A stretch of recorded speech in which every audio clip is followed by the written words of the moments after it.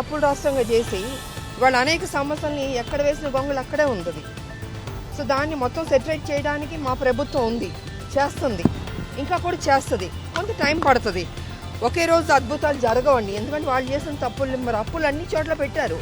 మరి అవన్నీ సెటిలైట్ చేయాలని కొంచెం టైం పడుతుంది. కాబట్టి ముందు ఈ వరదల్లో చిక్కుకున్న వాళ్ళందరికీ వాళ్ళకి ఏదైనా తొందరగా వాళ్ళకి అందేటట్టు చేయాలని మేము అందరం కోరుకుంటున్నాం. మా ప్రభుత్వానికి కూడా అడుగుతున్నాం. ఎందుకంటే చాలామంది అన్నీ కోల్పోయారు పాపం. నిజంగా పంట నష్టం కావచ్చు, అసలు మొత్తం ఇంట్లో సామాన్లు పోయినాయి, బట్టలు పోయినాయి, తినడానికి తిండి కూడా లేదు. అంత దారుణమైన పరిస్థితి. సార్ నేనేం కోరుకుంటున్నానంటే కొంచెం మేము అందరం ఎవరెవరు బట్టలు అన్ని సామాన్లు పోయినాయి కొంచెం మా అందరం తలా ఒక చేవేసి వాళ్ళకి ఏదైనా అందించాలని మేము కోరుకుంటున్నాం. అలాగే ముఖ్యమంత్రి గారికి కూడా మేము రిక్వెస్ట్ చేయదలుచుకున్నాం.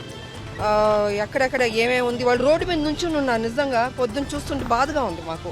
మా తెలంగాణ ప్రజలు అలా బాధపడకూడదని అందరం తలా ఒక చెయ్యేసి మిగతా అన్ని పార్టీలు కూడా ముందుకు వచ్చి వాళ్ళకి తినడానికి తిండి కావచ్చు, పప్పు, నూనె, ఉప్పు, అన్నీ బట్టలు మొత్తం సప్లై చేయాలని కోరుకుంటాం. మేము కూడా దాని మీద ఉంటాం. ఇవాళ ముఖ్యమంత్రి గారి దృష్టికి తీసుకెళ్లి మాట్లాడడం కూడా జరుగుతుంది.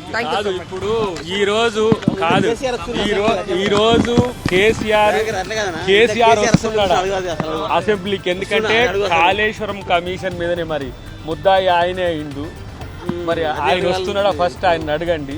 ఫామ్ హౌస్ లో కలుస్తాడా లేకపోతే ఇంకెక్కడన్నా కలుస్తాడా? కాదు, అసలు నేను అడుగుతాను, కేసీఆర్ ఎందుకండి అసెంబ్లీకి రాడు? ఆయన ఎన్నుకున్నది అసెంబ్లీకి రావాలని కదా.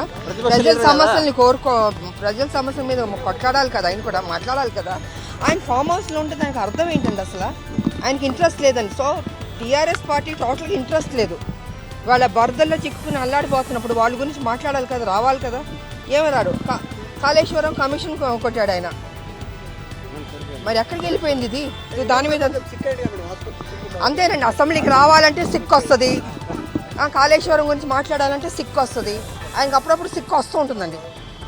సో సిక్కున్న మనిషి లేకపోతే చెప్పేమనండి, నేను అసెంబ్లీకి రాను, నేను ఎమ్మెల్యేగా నన్ను గెలిపించాను, నేను రాజీనామా చేస్తాను చెప్పానండి.